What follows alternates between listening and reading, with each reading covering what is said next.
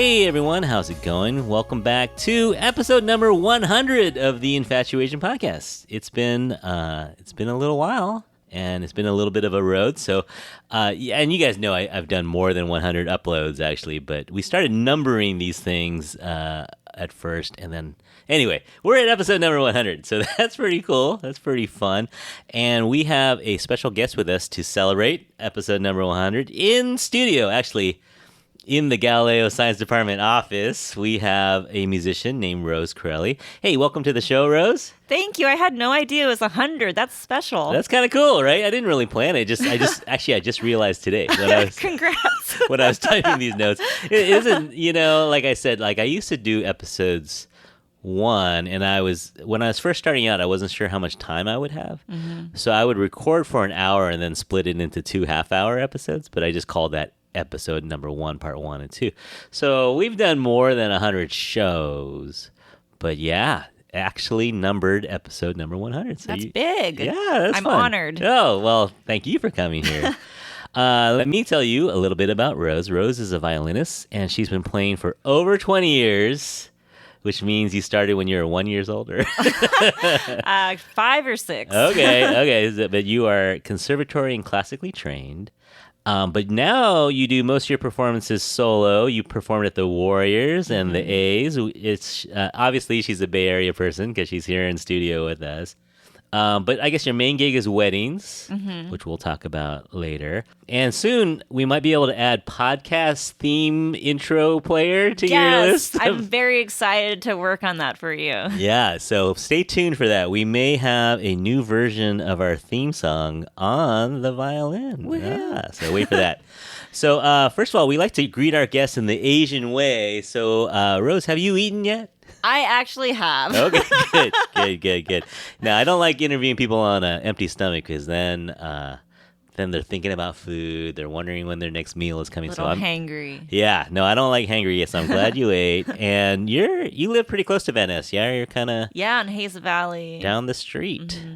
What's your favorite place to eat in Hayes Valley or Van Ness Corridor? There's a really good Thai place right across the street from me. I think it's Le Rose Thai. Oh. Yeah, on Hayes Street. With your name in the... Yeah, so that's why I go there almost every day. You're like, hey, it's named after me. My name is on the restaurant. Okay, good Thai recommendation. Yeah, there's a lot of good places to eat down there because they have the ballet and they have the symphony. Yeah. So, and City Hall. So they have a lot of good places. And the conservatory music. Lots of places down there. All right, very cool. Can we talk about your roots for a second? Yeah. Now, I've heard you say, or I read, that you used to be a little shy about this. Yes, definitely. It used to be a sensitive topic. What flipped the switch for you? I think just coming to terms with the fact that there was nothing to be embarrassed or ashamed about. And also moving to San Francisco, where there's such a vibrant Asian American community here. It made me feel more empowered in owning my story and feeling like I'm surrounded in a community that doesn't make me feel like a minority. Yeah, we'll talk about where you grew up in a minute, but I think your story is amazing. I think that's one of the things that really drew me to you was the fact that you have this story, and because it has the vibe of, and look where she is now, like that's kind of cool because it's just... well, let's get into it. So, from what I heard, you were abandoned as a baby in China. Do you know what city? Wuhan. Okay. It's been in the news the last 3 years. Yes. But huge city, 12 million people or something like that. So, huge city. And you were found at a bus station? Yes, I was abandoned in a basket at a bus station, and then I was taken to the police station, and then I was taken to the orphanage, which is where I spent the first 8 months of my life as a baby before I was adopted. So that's all you know about that part of your life, huh? Yes, it's very mysterious. Yeah, I wonder how many people have that exact story. I know there's a lot of adoptees. But yeah, the actual just left you at the bus station. That's kind of like a K-drama story, or it's been. It sounds like the beginning of a movie. Yeah. Okay, but you were adopted to a family, the Crelli family, in Alaska. In Fairbanks, Alaska. So from Wuhan, China, all the way up to northern Alaska. Yeah, and it wasn't actually the city proper, Fairbanks, yeah? Or was it kind of on the cuts out? It was on the cusp. Okay. We lived off the grid, so we had no internet, no TV, no running water. Okay. So are you going to an outhouse, like 25 below zero, you're going outside? Even colder. I've had 60 below. And you got to go out there in your slippers and pajamas. Oh, yeah. And by that time, you're layered up in so many layers of clothing. Just to go out, do your business, come back in, take it all up. Yeah, and thaw next to the wood stove. Oh, man. That would really make you think about, should I have that last glass of water before bed? You know, like, oh, man. So Fairbanks. So you have some of those. How many hours of daylight and nighttime do you have in winter? Like in the winter, it's about 4 to 5 hours of real daylight, and the majority of the time, like when you wake up in the morning and you go to school, it's dark, and by the time you're done, it's dark. So there's really only a couple hours during the day where you get like actual daylight. The rest of the time is kind of dusky or overcast or so there's very limited. But then in summer, like we have 24 hours. Yeah, that's crazy. 72 days of 24-hour daylight. Oh, wow. Mm-hmm. Yeah, you're way up there. Yeah. Now, was your family like kind of homesteading? Like, did they hunt and fish for food, or did they kind of trade for stuff? How do you survive up there? So when we would go into our cabin on the trap line in the bush, which had no roads, you had to either helicopter in or hike in or mush in, ski in. Wow. You would just bring your entire month's worth of supplies and food in with you. Oftentimes my parents would either canoe in, and they would pack the canoes with about sometimes up to 6 months worth of supplies, or they would have a helicopter in their supplies, and they would store it in their cache, which is it's basically like a tree house, and there's metal wrapped around the leg so the bearers can't climb up it to get the food. Yeah. But you have to climb up there to get the food. We would have a ladder that we built, and then we would like lean it up against. Okay, but no refrigeration necessary because you get the natural cooling. Or you would basically dig a natural food cooler into the ground and just store it underground. Yeah, but then you got to worry about the vermin and the bears. Man, I actually have a kind of a low-key fascination with Alaska. Like I watch, really? I mean, I don't know how realistic it is, but I watch like these TV shows that talk about people, and I've always thought it's kind of romanticized, I'm sure. The actual thing probably had last a day, maybe 2 days. Definitely in winter, less than that, probably. How are your survival skills? Can you stay alive in the woods if you had to? If I was dropped down in the middle of the wilderness with just a knife and some rope, I honestly probably would not last that long. Okay. But, if I'm out there and, I have supplies, there's a little bit of an adjustment period because, to be honest, like I've lived with running water since I left home for college and university. So when I actually moved into the dorms for my bachelor's, that was the first time I ever lived with running water and like internet. It was amazing. Oh, man. So there is definitely like a little bit of an adjustment when you go back to living without all those amenities. But, since I did grow up that way, it's pretty easy for me to adjust. And the family's still out there? Yeah. I actually just visited my family in the Yukon Territories in northern Canada this summer, and my dad is currently working on instilling running water. So the whole 2 weeks I was there, we didn't have running water.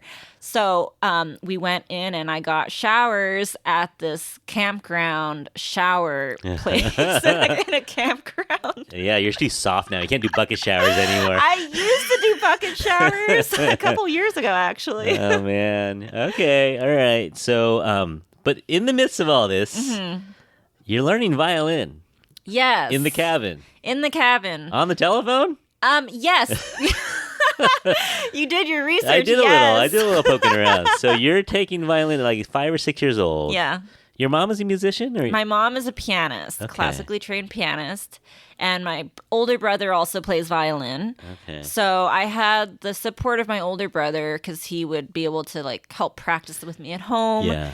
And my mom also would be able to like practice with me on the piano, so she would be able to help me out. But your teacher was how many hundreds of miles away? Or? Like 600, 500 miles. Okay. There's 2 different routes you can get to Fairbanks, Alaska from Dawson City.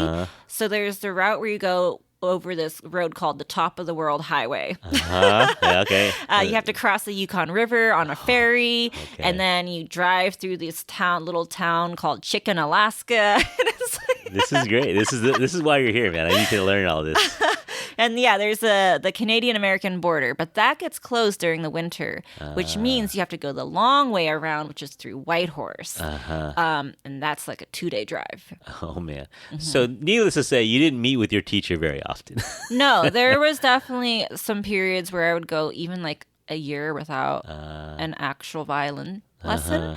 But that was definitely the most. My mom was very good about making sure I got my violin lessons, whether it was over Zoom, online. I was doing Zoom online violin lessons before COVID. Okay. So it actually wasn't a big change for me, actually, when I actually had to do those again. But also, like you said, before that, we did telephone where my mom would hold up the telephone to my violin so my teacher could hear me, and then she would hold the phone to my ear so I could hear what my teacher was telling me. Man, that, like my daughter is 11 and she took violin for a couple of years, and even with an in-person teacher, even in the comforts of our own home where she'd come to our house, she was frustrated and really she lasted props to her, she lasted a couple of years, but she just wasn't enjoying it and she wanted to quit. I've heard you say that you had a couple of those moments too where you're like, okay, why am I doing this violin on television? Definitely. Some of those moments were because I went to this school called Hidden Valley Elementary School in Whitehorse, which was primarily a very small school. I think there was maybe 20 people in my 7th and 6th grade class. So it was a combination of 6th and 7th grade, maybe 20 people. There was no school orchestra, no school band. So I was the only kid who played violin. And these are all more rural kids who their families own farms and stuff like that. And so I would get made fun of a lot for playing violin. I was embarrassed about it. And so I wanted to quit because I was the only kid there in that entire school who played violin. And it made me stick out, and I got made fun of. So I wanted to quit then. My mom, fortunately, she kept me going. And that was definitely a very, I remember that moment of just being like, I don't want to play this because why am I doing this? I'm the only one in the school who does this. So your mom isn't Asian, but she's kind of a tiger mom. Yes, it's so funny. She was her philosophy and strategy for getting me not to quit was a little reverse psychology. She would be, if you don't want to play, then I'm sure there's another kid out there who would love to have your violin, and I can sell it and put it on the market, and we can say your violin is for sale. And then I'd be like, no, don't sell it. And then I'd practice. Wow, she's good. Okay, good parenting tip. I got to remember that one. Hey, if you don't want your math book, we could always sell it. So you go to college in Alaska, and were you studying music? Yes, I did a double degree. So I did a bachelor's of music in education, kindergarten through 12th grade. And then I also did a bachelor's in violin performance. Okay, so somewhere, I don't know, do you remember when the switch flipped where you're like, I could do this, I want to do this, because you were getting made fun of in elementary school, and then somewhere in high school you got into it? Yeah, so I remember that I had, never really thought about doing anything else besides violin. I never considered anything else, anything different than that. It seemed inevitable for me to go to university for that. Okay. But I do remember in high school, there's this program, I think all of the states have it. It's called All-State Orchestra. So I actually was practicing a lot for that audition, and I remember I won first chair, first violin, concertmaster, and then I realized, hey, I'm actually good at this. And at this point, you're not the only one doing it. No, it was like the whole state of Alaska. And I had actually won first chair out of that. And I remember being very shocked. Yeah, that's interesting because you never really played with people that much before, so you didn't even know if you were any good or not. Yeah, I really didn't know how I compared to the rest of the state. I did start playing in youth symphony my freshman year of high school. Okay. Yeah. So you had an idea you're pretty good. Yeah. But not best in the state. Yeah, you know? that was a surprise. Yeah, that's cool. So you go to college, you're studying it, and then the lower 48 starts calling to you. Kentucky. Oh, was it Kentucky? I didn't know this. Okay, so you went from Fairbanks, University of Alaska in Fairbanks to Kentucky. Louisville, Kentucky. Okay, that's a little change. University of Louisville, yes.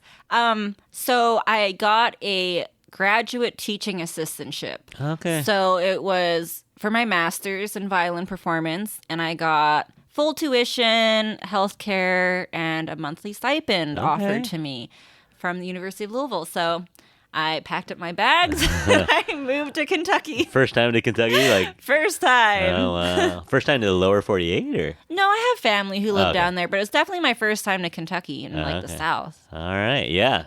I didn't see that coming. That was kind of a little plot twist from Alaska to Kentucky, and then so you got your master's in performance. Yes. There. And then what were you thinking? You were thinking orchestra, or? Yes, I was taking auditions. I had actually won an audition, like my first ever orchestra audition. I think it was May of 2019. I auditioned for this orchestra called the Huntsville Symphony Orchestra in Alabama. Okay. It was maybe like a 6-hour drive from Louisville. And so I drove down there. I took this audition and I ended up winning the position, which is very exciting for me. It was assistant second violin. So I was in the first stand of second violin. Okay. So that was pretty exciting for me. Yeah, and playing in an actual symphony, an actual orchestra. Yeah. And you did that for a couple years? I did that for a couple of years, and I actually continued it even when I moved here to San Francisco. Okay. Yeah. Okay. But conservatory was calling. Now, what's the difference between like a master's program at a university and a conservatory? So all the universities I'd previously gone to, they offered many different degree programs outside of music.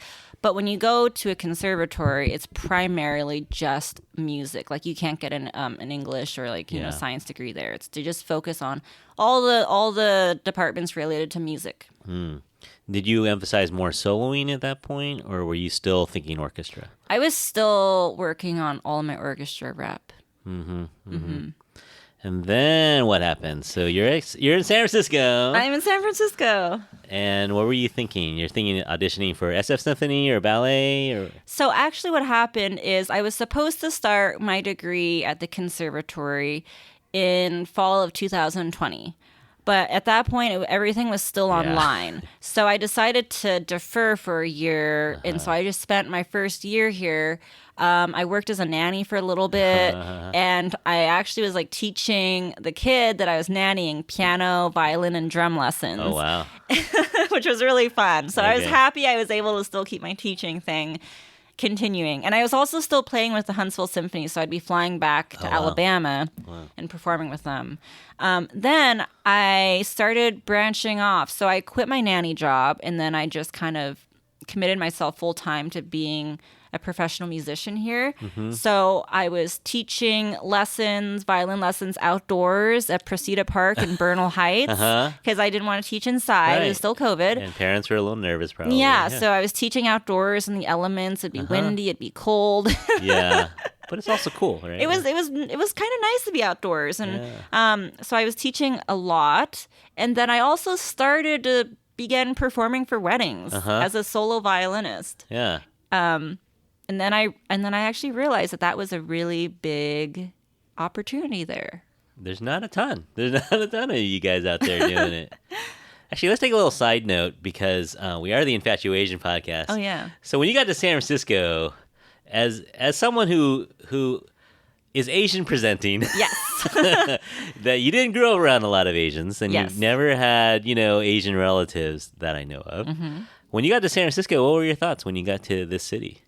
It was a very pleasant surprise because growing up, I wasn't really surrounded by a lot of Asian American Pacific Islanders, but I never really realized it. It was just something that you kind of noticed, but I didn't really think about it. And then all of a sudden, when I moved here, I was like, "Wow, it's in your face." There's so many people who look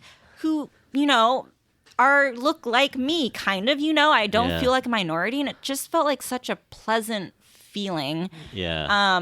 And yeah, it's really hard to describe. Yeah. But when you're suddenly surrounded by communities that, you feel like you fit in with, at least visually, it kind of makes you feel better. It's like a missing piece, maybe, yeah? Yeah, it's very hard to explain and put into words. But when I moved here, it was just I felt like a sigh of relief internally. Huh. Okay, yeah, no, I can imagine because, not growing up with it, and then you moved to Louisville and Huntsville. Yeah. Not exactly the Asian capitals of the United States. No, definitely not. Then you come out here and it's a lot different. Yeah. So cool. So then you start doing weddings and you start thinking, hey, this might be a gig. This might be the thing. Yeah. And you're still teaching though. Yes, at that point I was still teaching a lot. But then I think what the biggest thing for me was to make the leap into buying my electric violin, because up until this point I was just playing on my normal acoustic classical one. But getting the electric violin really, I think, sprung my career forward because electric violin is kind of a novelty for people. It's exciting because it doesn't look like a normal violin. And since I was starting to perform a lot more of pops and hip hop and R&B and more current music, it just fits the aesthetic and the vibe of electric violin more. And once I realized that people really like that, that's when my career really started moving forward. Yeah, it's easier to record. Yeah, and it's not necessarily more portable, but it's a little more rugged. Right? You can take it to outdoors. Yeah, exactly. Yeah. Okay, so you're playing at, I heard you say 3 or 4 weddings a week, or? This month, October, it's 22 events this month. Oh, man. Okay, so it's quite a few. Yes. And not just weddings. I saw you play at the Warriors game and the A's game, and so you have a lot of other corporate gigs as well? Yeah, lots of corporate gigs. I did some events for the Dreamforce convention that happened a couple weeks ago for Salesforce. I did a couple events for Rolls-Royce when they released their new electric vehicle, and they wanted an electric violinist for that release, which was really fun. You're like, hey, here I am. Huh. And so how do these gigs work? Do the Warriors call you up and say, hey, we want you to play before or after the game or during the halfway point? Do you give them a set list, or do they pick the songs for you, or how does that work? So what happened was the Warriors, they found me on Instagram, and they sent me an email inviting me to perform last December for their game versus the Chicago Bulls. And they said, we want you to feature Bay Area artists. So they gave me that guidance, but then they let me have complete freedom to choose the specific songs I wanted to cover. Okay, yeah, that sounds very cool. Do you know who Red Panda is? Sounds very familiar. She is a Chinese woman. She rides this super tall unicycle, and she juggles these bowls. Oh, wait. She does halftime, right? Yeah, she flips these bowls on her head while she's riding this giant unicycle. Yes, actually, I was doing some research on halftime performances, and I think her name came up in an article. Yeah, she's the Warriors. She's kind of a fan favorite, local favorite. So Warriors management out there, if you're listening... What would it take to get a Rose Crelli Red Panda collaboration at halftime? I think that would be super dope. It'd be super fun. So anyone out there who has the ability to make this happen, let's get this happening. Okay, so weddings. How does that work? So let's say I'm getting married. Well, I am married, but let's say I'm renewing my vows. Yeah. What do? I call you, I email you, and I say, hey, I'd like you to play. But then do you send me a playlist? Do I come up with songs? How does that work? So what happens is I have a welcome guide that I've built, and it has pretty extensive set list of songs that I've played in the past, and I think it's maybe 5 or 6 pages long. So I give that to my clients, and I'm like, hey, like here's a list of ideas. You can choose songs from this list.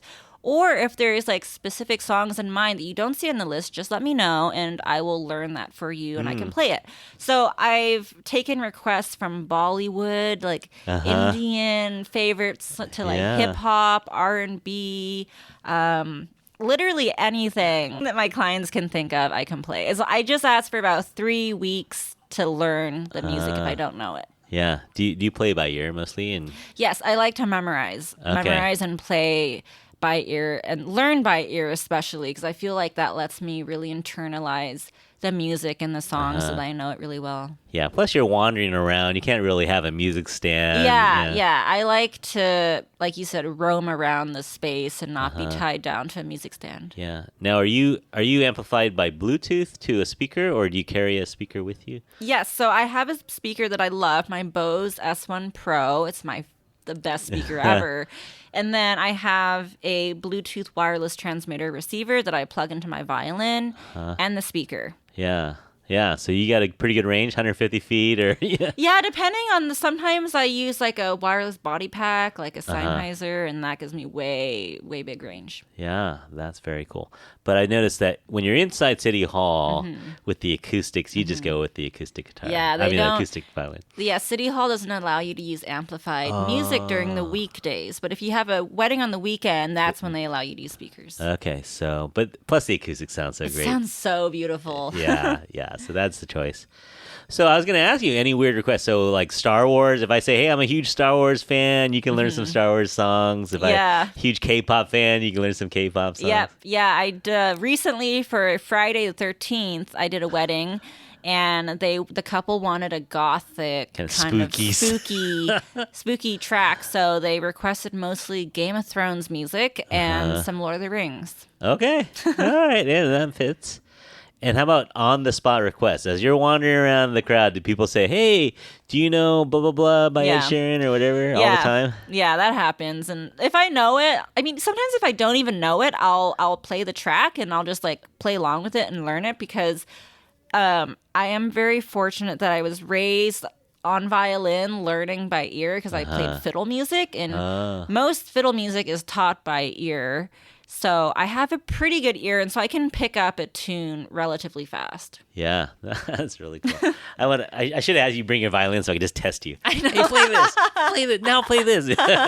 But actually, since you actually are on YouTube a little bit, can we listen to some of your stuff and get your live reactions? All right, let's see. Let me scroll through here. Well, this one's really recent. This is Andrea Bocelli. Oh yeah. And you learned this for the Golden One Center in Sacramento for the Kings game, or no? So I performed in the orchestra for Andrea Bocelli. He did a concert recently in Sacramento in May. So you're just inspired by him. Yeah. No, he's great. Okay, let's play a little bit of this.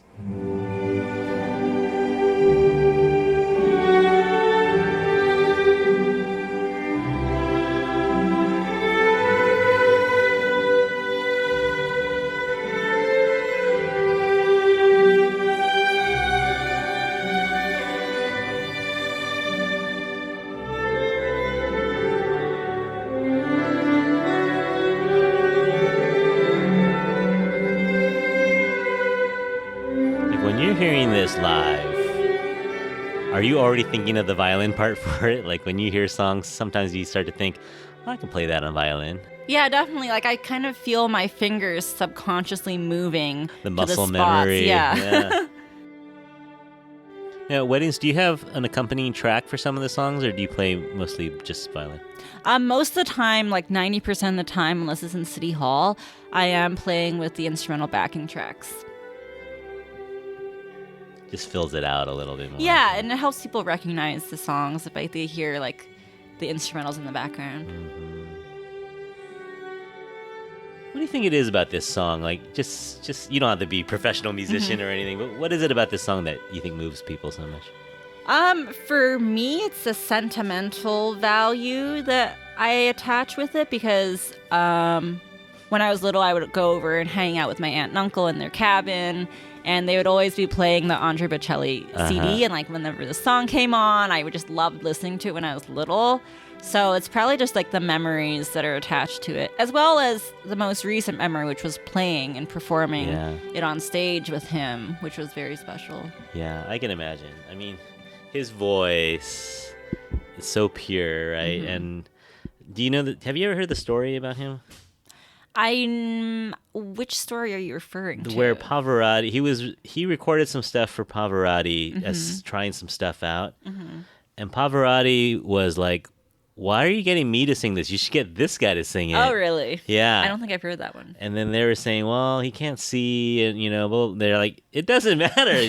Can you hear his voice? And it was just that's how Andrea Bocelli got started. Wow, I didn't know that. That's a great story. I think I think it's true, but he was just kind of like the tester who would sing songs on tracks for Pavarotti to kind of check out. And then Pavarotti said, no, you don't need me to sing the song. Get this guy. It is so pure. Yeah, very good track. I don't know what it is either. I think it's just such a simple melody, and it just sticks with you. You hear it one time and you know it. Yeah, definitely. And I think also the lyrics, time to say goodbye. Like, saying goodbye is generally like a very sentimental and... Yeah. But there's something about it that's joyful yet sad at the same time. Yeah, it's a really good song. All right, let's see. What should we do next? You want to do a cover? Let's do one of your covers? Okay. What do you think? Anything that catches your eye. All right. Let's see. Let me go to your channel. So I'm on Rose Crelli Violin on YouTube. You can see her performance with the Chicago Bulls. What else am I looking at? I'm looking at Dreamforce. I see you on the side of the highway. Highway 1. Is that Highway 1? Yes. I was driving home from a wedding. I performed in Half Moon Bay. And I initially just pulled over to look at the sunset, but then I realized this would be a really beautiful background for a video.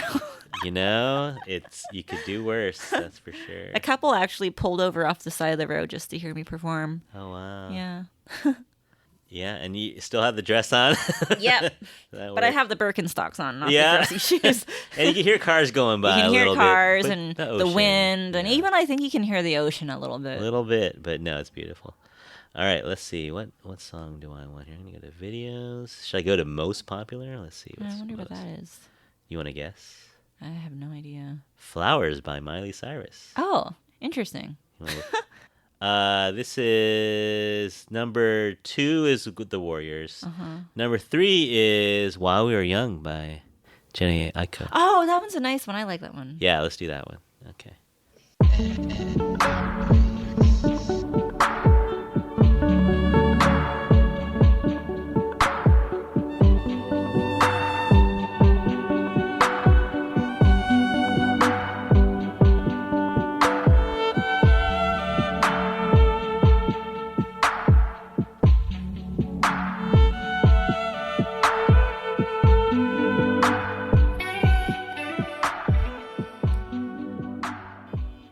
Have you always been able to improv? Have you always been able to kind of improvise as you play? Or that's definitely something I've gotten better with more recently.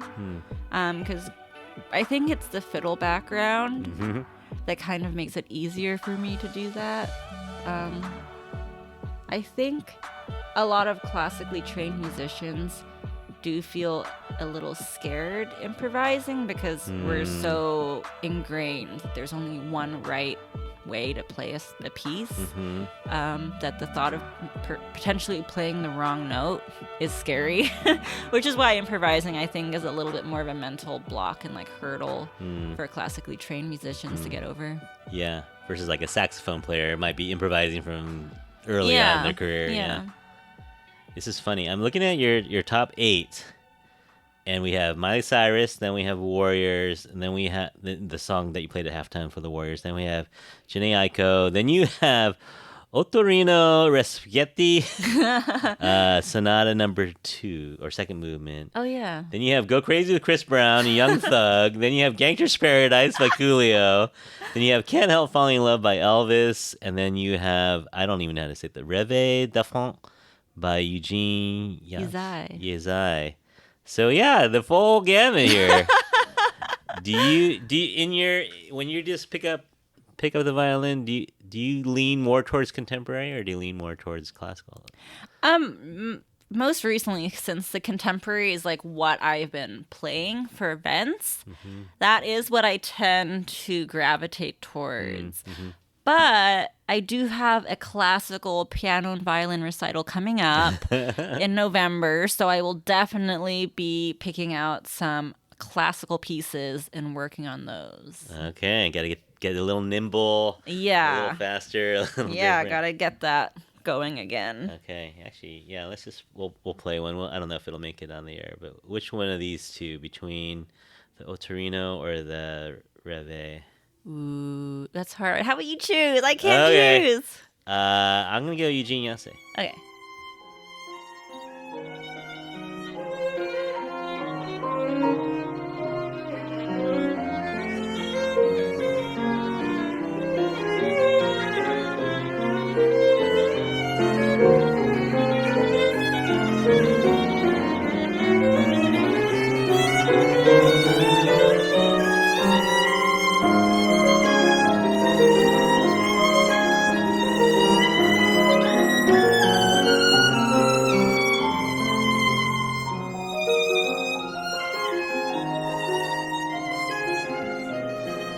So everyone out there, if you are interested in booking a luxury violinist or a violinist to play at your event, whether it be wedding, vow renewal, what else have you done? Bar mitzvahs? Have you done? Let's see. I've done proposals. Those are always very sweet. I've done anniversaries. I've done all the stages of love. Actually, someone asked me to play for their divorce party. So I was thinking, how bad would it be? Because, people are always like, I'm a wedding violinist. I could be like, I'm a divorce violinist. Put it on the resume, Can't hurt. Play all stages. All right. So you can find, best way is the website, yeah? And Instagram. People find me on TikTok and Instagram. Okay. It's really interesting. I get booked through TikTok. Hey, I've heard a real estate agent saying that they get more action on TikTok than on, their website or other traditional means. All right, so don't sleep on TikTok. If you're an artist, always find ways to find you is the key, right? Just getting your name out there.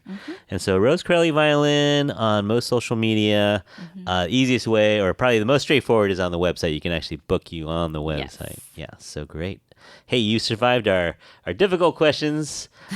Rose, are you ready for our lightning round? I would love it. Okay. Bring it on. Let's do it. This should be easy for you. Top 3 songs on your playlist right now. On my mama, I think that's a Janelle Monáe. Sunshine by Jhene, Aiko, and Tyga, I believe. Okay. And oh gosh, what's the third one? You can make it up. We won't know. I think something's like My Boo Thing or something like that. All right. So kind of R&B is your jam. Yeah, those are songs I want to do covers of. So I always I'm listening to stuff I want to learn and memorize. Yeah. Okay. Favorite composer? Rachmaninoff. Oh wow. Okay, so that's speed and power on those. Yeah. I don't know much, but I have a friend who plays piano, and he says when he really wants to let some steam out. Yeah. Get out some Rachmaninoff. Yeah, Rachmaninoff has some great symphonies as well. Okay. Not known for violin though, yeah? Or no violin solo stuff that I can think of right now. Okay. All right. Favorite musician? Oh gosh. Could be a singer. Violinist Janine Jensen. Okay. Don't know her.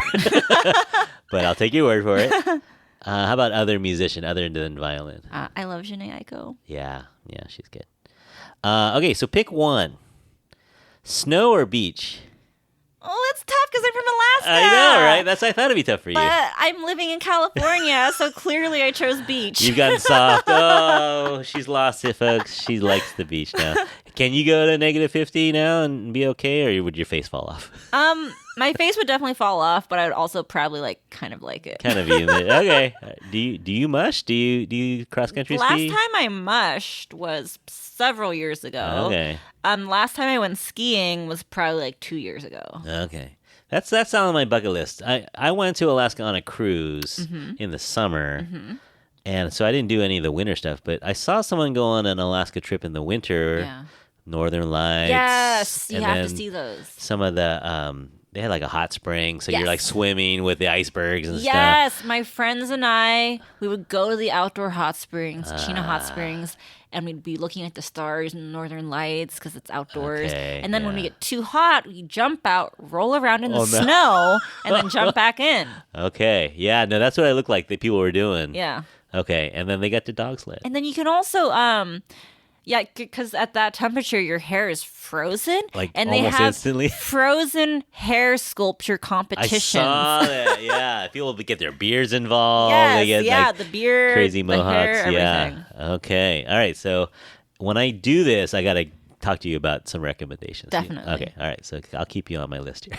All right. So you played at SF Chase Center and SF City Hall many, many dozens of times, maybe over 100 times by now. Yeah.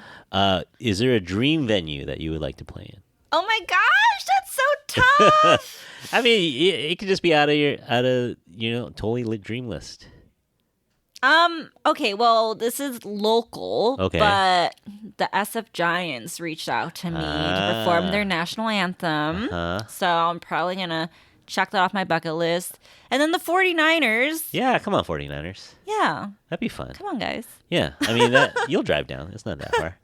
No, that would be cool. So you like the sporting events, huh? Sporting events are fun. Yeah. I feel like it's a crowd and an audience that not a lot of musicians have really thought about. But I love it. Yeah. No, that's definitely. I can't think of any violinists I've ever seen at a sporting event. Yeah. So yeah. Okay. So 49ers, come on, Jed York, give Rose a call.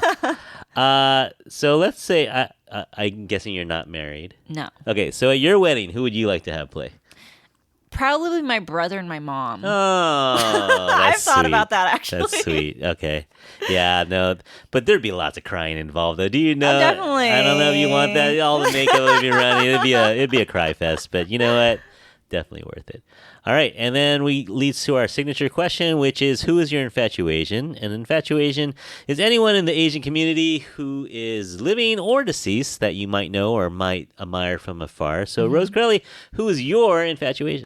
My infatuation is this amazing violinist named David Kim. He's a concertmaster of the Philadelphia Orchestra. And I have met him. I've worked with him before. I've gotten violin lessons from him. And he is the kindest, most humble man ever, considering what prestigious orchestra that he is concertmaster of. And he has always just really impressed me with his you can tell he's a genuinely good human. And I do think that in the classical world, there are lots of people with egos and people who are great musicians, but who might not be the most pleasant personality. Yeah. And David Kim is one of those people who is an excellent musician, but also like an excellent character. So I love that. Shout out to David Kim. Yeah, no, I would. I have a few people on my list too that I'd love to meet. It would crush my soul, right? If they get away from me, you jerk. Yeah, that'd be terrible. So David Kim, all right. Good pick. Well, today you're our infatuation, so thank you for coming on and being our guest today. Again, we mentioned how you can reach her on Instagram. It's Frozen Fiddle Rose. Because I'm from Alaska. And on Instagram and YouTube, Rose Crelli Violin. You can find her also there. As I mentioned, you can always write to us at infatuasianpodcast@gmail.com or find us at Infatuasian Podcast over on Facebook or Instagram. And please listen to us wherever you get your podcasts. Obviously, you're listening now. So wherever you're thank you for listening wherever you are. And while you're here, you may as well give us a rating or a review over at Apple, or you can give us a rating at Spotify. That always helps us. And hey, if you know anyone who wants to have a violinist at their wedding, make sure you let them know about Rose and point them to our episode as well. Thank you, everyone out there, for listening. And on behalf of Rose and myself, we hope that you're all happy, healthy, and safe out there. We'll talk to you again soon. Bye, everyone. Bye.